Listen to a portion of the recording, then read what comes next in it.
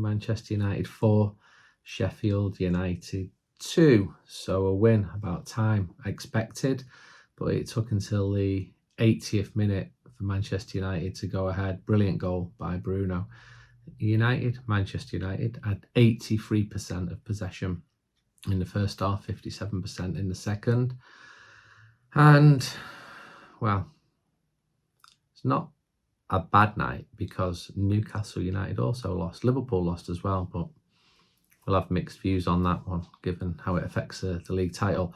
So let's go through the ratings.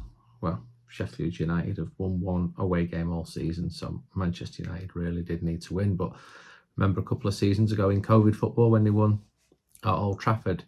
Anana, 6 out of 10. He gave the ball away, which led directly to the Blades opener, and that was against the run of play. And the second goal, which United conceded, was from yet another cutback. We've seen that happen far too many times this season. Aaron Wan-Bissaka, 6. Lively's better in that position. Maguire, 8. Sheffield lad, he headed the equaliser, another header. Second in 4 days, won the penalty. He also deflected a Ben Bertrand Diaz shot wide. That's the player who was chosen for Chile, wasn't it? But dropped because he doesn't speak any Spanish and didn't learn any Spanish. I think Maguire's in form and he's needed to be, given the massive injuries in defence that the team have got at the moment.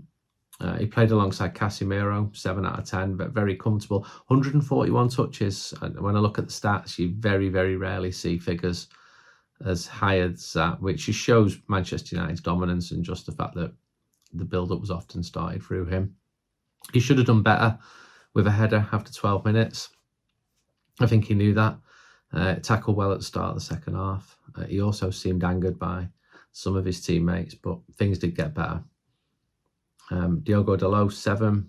He scored a belt, I remember, at Bramall Lane earlier on in the season. Almost did the same in the first minute at Old Trafford.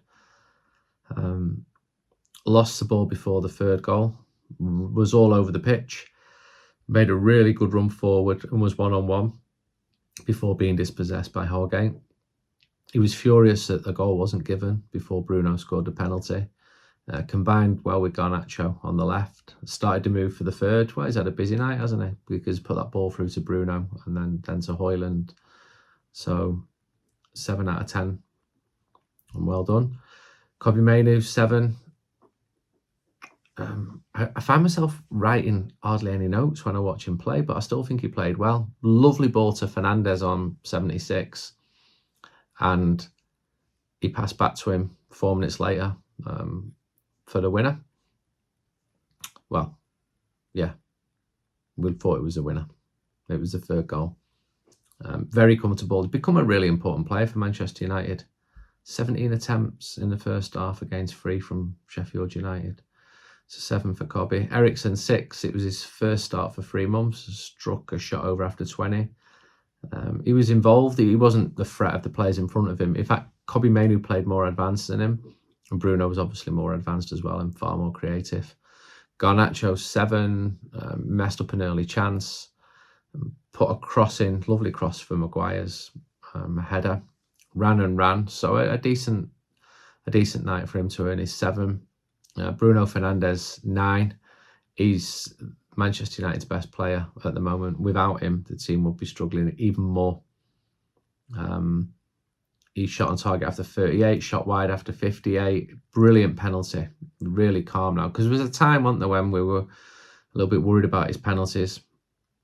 Fine ball to McTominay on 68. But the best moment was that winner. 80 minutes. Left foot, swept the ball really quickly. And crossed for the fourth as well. So I think he's Manchester United's top scorer now. So captain's performance. Anthony, probably the most disappointing player. He started because Marcus Rashford didn't, because he was injured. I saw Marcus come out the dressing room on Sunday at Wembley and he had a bit of a limp on him. Rashford would have been his 400th appearance for United tonight. That's a lot for someone relatively young. So Anthony was only his second Premier League start in 2024. He tried, but it's not happening. First off, Rasmus Hojlund, another trier, 6 out of 10. A couple of months since he scored now, since Luton. But he got the 4th, he grafted, and hopefully the goal will tee him up for a positive end to the season. Ahmad came on for Anthony after 55. All right. Not the impact he's made in other games, but he did all right. McTominay, I thought, did well. Came on, lots of energy. Came on for Eriksen, so he's worth a 7. And he ran onto that Fernandes ball, so decent. Amrabat came on after 91 minutes, and Ethan Wheatley did, so can't really give him a rating. Johnny Evans gets a 10, obviously. Ethan Wheatley is the 250th Manchester United academy graduate to play for the first team. So at Carrington, there is a new lounge for the parents. It's really smart, called the Graduate Lounge. And on the wall there is a big board with all of Manchester United's academy graduates. Charlie Mitten, there's the 7th one. And it's up to 249. And whoever is the most recent one has his name in light. So that will now be Ethan. I'm pretty sure my brother used to play with his dad. I'll check that out overnight. I think they were both forwards together in the same team, semi-pro. So it's only the 4th time Manchester United have won this season by more than 1 goal. Back into positive goal difference. Big parties all over Manchester now because of that. And it was a must-win. I think if Sheffield United would have held on to the lead and they led twice, then there would have been mutiny in the air. And I think Ten Hag would have really felt some heat. But it's a win. United 6, Europa League, woohoo. And with Burnley on Saturday, you would hope that Manchester United get another win.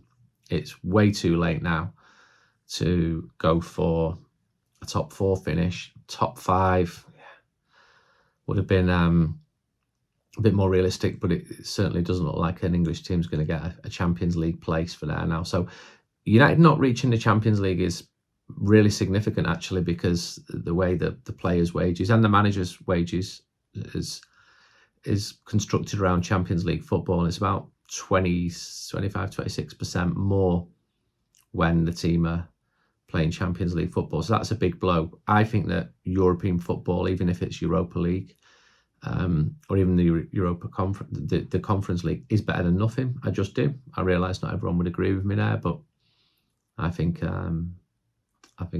it's better for that. And then we've got the FA Cup final on the horizon. I should congratulate the 18s. They won the league and they won the cup against Manchester City at Lee on Tuesday night. And Ethan Wheatley scored 2 goals before he came off. So what a week he has had. And if you saw my big piece on the academy system for the Athletic, he was a player who came in on his day off and wanted to do more schoolwork. So he gets glowing reviews and doing well on the pitch, but is also doing well off the pitch as well. So congratulations to him, to all the under-18s lads for that win at Lee over City, winning the double. To Adam Lawrence and Colin Little and all of his staff. Had a really interesting time inside Carrington last week for 10 hours, seeing how they all worked. And yeah, there's some talented players there. Harry Maguire, Scanlon, Ruben Curley. And some of them have been getting first team minutes as well, or certainly training with the first team, or certainly named in the squad. Finlay McAllister as well. So well done. And I think that win will just calm things down a little bit. We saw Jason Wilcox at Old Trafford as well, the new technical director. So you can continue to see the changes that are being made. It's going to be really tough, I think, for Ineos. But 4 goals at home and a win. And cheers to everyone who bought United We Stand, by the way. It's really encouraging that when things aren't great, people still support what we do. Until next time, goodbye.